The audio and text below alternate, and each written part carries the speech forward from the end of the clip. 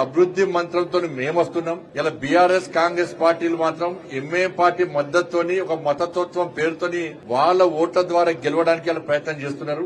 అయినా మేము దాన్ని పట్టించుకోము. మాకు లక్ష్యం వల్ల అభివృద్ధి. అభివృద్ధే మా లక్ష్యము, అభివృద్ధే మా ధ్యేయము, అభివృద్ధే మా విధానము, అభివృద్ధి చేయడమే మా నినాదం. ఇద్దప్ప వేరే కాదు. కాబట్టి తప్పకుండా అభివృద్ధి జరగాలంటే భారతీయ జనతా పార్టీకి అవకాశం ఏంటి. ఇవాళ తప్పుడు ప్రచారాలు నమ్మకండి. తప్పుడు ఆలోచనతో మన అభివృద్ధిని అడ్డుకునే ప్రయత్నం చేయదు. మన అభివృద్ధిని మనమే ఆపుకున్న వాళ్ళం. భారతీయ జనతా పార్టీ ఇక్కడ గెలవకుంటే ఎక్కడ కూడా వెనుకడు వేసే ప్రసక్తి లేదు.